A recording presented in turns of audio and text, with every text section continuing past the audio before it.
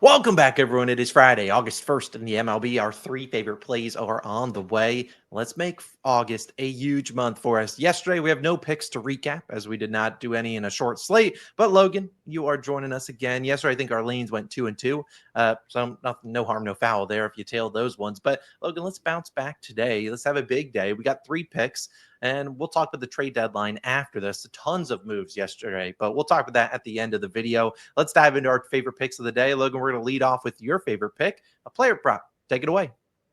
Yeah, so this is going to be a hits allowed player prop. It's one that I really like. I told Austin I think this one's absolutely going to smack. It's Matthew Liberatore of the Cardinals under 5.5 hits allowed, -125 on Caesars is your best value. Now I love the hits allowed market when I can get the 5.5 number. It's a magic number for pitchers. You don't believe me? Go look at the game log, see how many times they end on 5. So obviously we're getting a key number. This isn't basketball, but there are still key numbers or in non-spread betting. But in the hits allowed market, I do try to target the 5.5. And if you look at the full game total for this one, the full game has a 7.5 total, which already infers offense will be at a premium in this game. Is Padres free today? Padres ML free with Nick Pivetta today? Maybe it is. I don't know. But I would be shocked if they just give him a ton of run support against Matthew Liberatore out of the gate. And he starts for the Cardinals today, 4.04 ERA and a 1.27 whip for Matthew Liberatore. He just faced this Padres team very, very recently. Went 4 1/3 innings pitched, 6 hits, 1 earned run. So what's kind of tough about that outing is, obviously he did go over the hits allowed, went under the earned runs market. It's one of the tougher things when you're playing pitcher props to try to determine what market you're going to back or fade a pitcher in. And this one I'm comfortable in the hits allowed because he did just go over it. So I'm willing to kind of bet against that trend in this one. It's kind of hard to tag a pitcher for 6+ hits in 2 straight starts. It's just how it is. The pitcher will make adjustments. Obviously, Matthew Liberatore, something that I do really like about this pick too, even though he's over this line in 2 straight, his pitch count in both of those games didn't go over 80 pitches. He was in the 70s.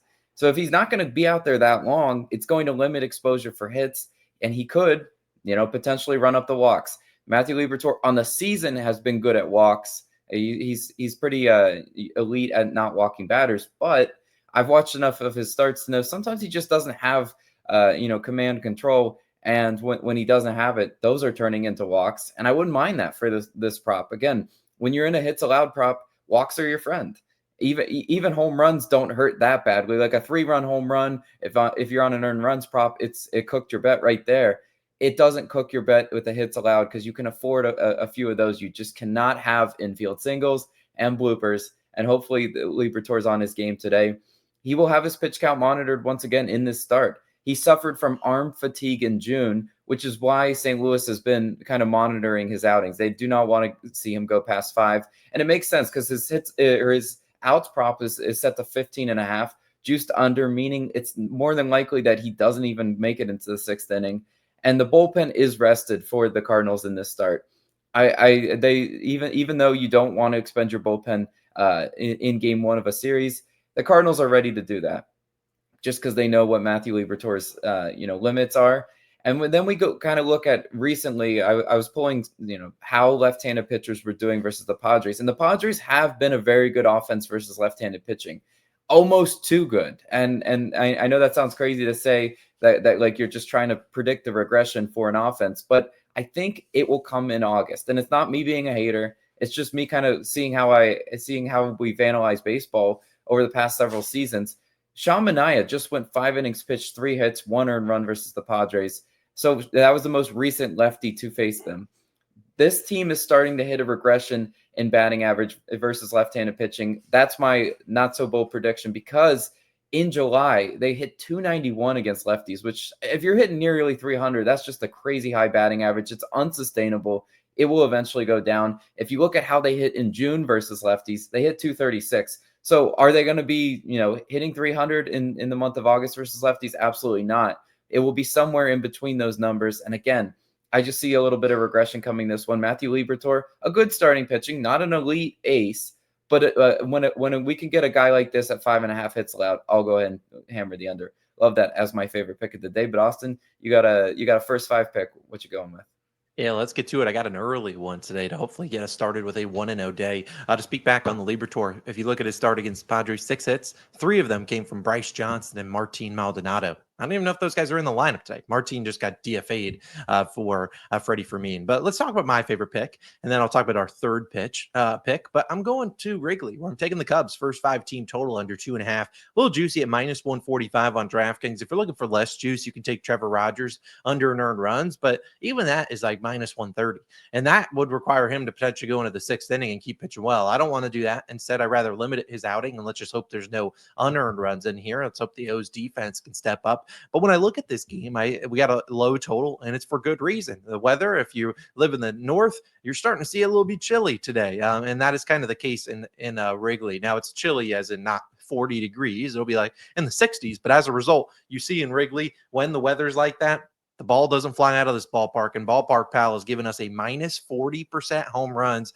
minus 21% runs. So again, the long ball might not be there. If you're looking for like a no home run play, it's plus 370 or so for the no homer in that Cubs and Orioles game. Early start at like 2.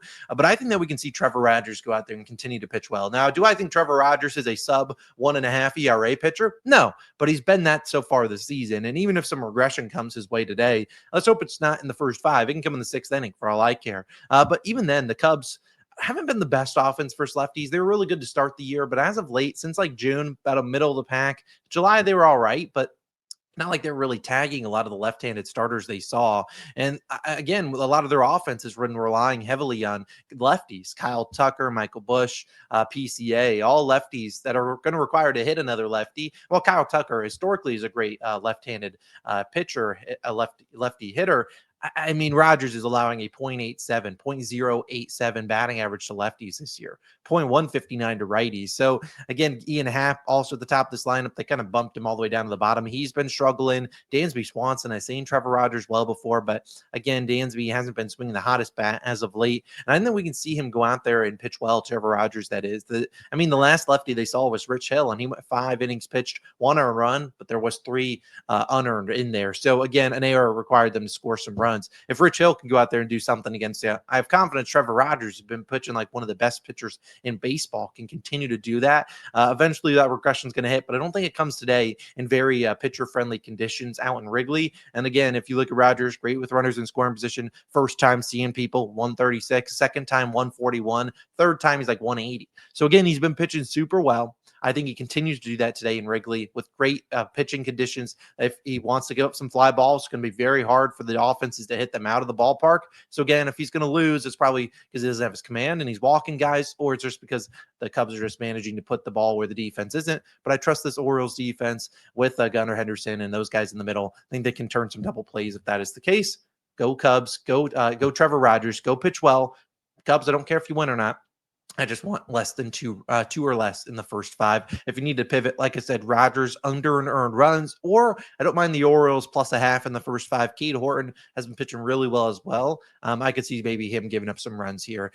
He's just a guy. I don't know if I trust that guy at all. And the O's offense has been showing up recently. Our third and final play of the day will just be a half unit play. We're going to try to track it all of August. It's our strikeout hit rate sheet, and it's our strikeout props. We normally post a hit rate sheet to our Dub Club every single day with guys we like for strikeouts, the guys on the hit streaks, best matchups, hot and cold hitters, and all that. We normally post it exclusive to the Dub Club and the higher paying YouTube members. Today, we will post a strikeout sheet for everyone. And you know what? Friday, Saturday, and Sunday, we'll do the same. And I start back on Monday. We'll make it exclusive to the Dub Club. It's just a thing that we provide to them. We're going to track it for the month of August at a half unit play. And we're going to see if we can continue to stay hot on them. They've been really good in the Dub Club. If you've been playing them, like you're up a lot of units, I will track this as a half unit. If we can get hot on them, maybe they'll up to 1 unit plays. But again, we'll post it to everyone today. Check the pin comment down below, and we will talk all about that. But Logan, I know you're muted right now, but let's talk about a little bit of trade deadline stuff. We saw a lot of moves happen yesterday, like a lot. And I tried to pull up a sheet of all the different moves. The Twins traded their whole lineup. We'll see how that goes. But Logan, who do you feel like were some of the bigger moves, maybe some not as well talked about moves, some teams that you felt got better yesterday on the deadline? Yeah, I kind of want to frame this segment as like winners and losers of the trade deadline, and I do have a few winners and losers. One of the losers I want to talk about is a team that was a buyer at the deadline, a team that I just don't think can stay packed where they are at. It's the Detroit Tigers, and I really don't like what they did at the trade deadline. Even though they made a lot of moves, I don't think they're like very impactful moves. I was just kind of like pulling up a little summary. So they got Chris Paddock, Charlie Morton. Eh, if those were the best available starting pitchers you could get, that's still not all that great. They bolstered the bullpen a little bit with Kyle Finnegan. Paul Sewald is, in my opinion, past his prime. I mean, he's old. Montero is also an older bullpen arm as well. I really don't think they addressed what they really needed to. I don't think the Tigers really like kept pace with the rest of the teams in the AL that made some moves. Speaking of teams that made moves in the AL, I mean, it's talked about already enough, but the New York Yankees, they went out and they said our bullpen is just not good enough. It's terrible. It was one of the worst units in the month of July. And so what did they do? They went and overhauled it. They made it one of the best bullpens on paper. I mean, I'm very impressed with what they were able to do. They didn't give up a whole lot for it. Will their offense continue to be there? Maybe. And if it is, their bullpen is going to be lights out. So that's just like one winner or loser I had. I'm curious if you had any. Yeah, I mean, we think about the Yankees. They just went and overhauled that lineup. I mean, I was kind of surprised. I feel like this trade deadline had so many moves that we're not used to seeing. Like normally, a team will go out there like the Yankees and get one reliever, but the fact they had a Duvall, Bird, and Bednar is honestly kind of crazy. A team Mhm. that I think people are going to hate on the Twins, but I don't actually mind what the moves they made. Obviously, they're not competing this year. We know that, but to go out there and acquire a lot of young guys, they also got Taj Bradley, which. Sure, you love him or hate Taj Bradley. He has the stuff to pitch well. We've seen him do that before. Maybe they can turn him into a solid pitcher. I also kind of quietly liked what the Blue Jays were doing, going out there and getting Shane Bieber. They're not, Mhm. swinging for the fences for the Blue Jays, but they made some deals that I felt like can help the lineup. And you have to talk about the Padres. Now, if you're looking for prospects, you're into prospects, and they got none left. They're not even, they canceled the rest of their AAA games. They're done. They're done with those. But I do like what they're doing because I feel like what we saw yesterday was a lot of teams saying we don't think there's a dominant team. We think that this is wide open. We think anyone Mhm. could win the World Series this year, and that's kind of how I felt like the Padres attacked it. Going out there and getting obviously Mason Miller, that's the big headline. But they also went out there. They got what's his name, Freddie Fermin. They went out and got Ryan O'Hearn, Ramon Laureano. They traded for a starter, right? Who was the starter they JP traded for? JP Sears. They got Yeah, Sears with so they got Miller. him. I felt like they got one other guy, but maybe I'm just forgetting off the top of my head. But again, I mean, they went out there and got guys they needed, and I think that was pretty sweet. And Mhm. I don't blame them. Rangers didn't really do a whole lot. They went and got Merrill Kelly, which is kind of a guy we talked about yesterday getting traded. I Mhm. do feel like if you're looking for winners, I I feel have like I have another one. I have another one if yeah. you're stalling out. I think the Mets are another winner as well. I mean, they got a center fielder, which is what they need with Cedric Mullins. He's a veteran. Does he move the needle that much? No. I still think Cedric Mullins is a little past his prime, but he's still a great player for what he is. And they bolstered their bullpen. I already talked about. I love Ryan Helsley. I think he's a really solid bullpen arm. They got guys like that in their bullpen. I was still kind of like looking at some of the other moves. I mean, how about the Braves? The Braves are in that weird position where I don't think they were sellers enough, but they were definitely not buyers. It's like I think the Braves really kind of squandered a trade deadline that they could have moved maybe guys like Marcelo Zuna, like the Braves obviously are not trying to make push the chips to the middle of the table like the Padres, but you at least could have thought maybe for some of the veteran pieces like that you could have got something for it. I don't know. They kind of left me a little bit head scratching for The sure. Braves feel like they're just in a weird spot. Like, feel like they're hanging on to their 100-win season from a few years ago, blaming health Could and be. stuff like that. And I get that. I mean, there's elements of that, but it's like at some point you got to move on from some guys. And so I wouldn't be Mhm. shocked if they make a bunch of moves in the winter meetings and stuff like that. Like maybe that's where they deal Ozzy Albies and stuff like that. They have some very, friendly deals on that lineup, but I think they're making Mhm. more deals probably in the winter meetings. A team that I think two teams are on the didn't do enough, and teams that are in contention. I think number one would be the Cubs. They didn't really do a whole lot of anything. People True. wanted them to go out there and address certain things, and they didn't really do much. And then I think a team like the Red Sox were in the position to go out there and maybe contend this year. I mean, they've been one of the best teams since July. They have a lot of Mhm. young talent in there, and they could. I mean, they're in the playoff contention right now. A lot of people I feel like wanted them to go out there and get a starter, and they didn't. They They went and got did. Steven Matz, traded away a top tier arm, a top tier not arm guy in their AAA. A lot of people wanted them to get Joe Ryan, Beryl Kelly, and they just kind of struck out on all of that. They really just didn't They do a whole lot. So I feel like a lot of they Red Sox got fans.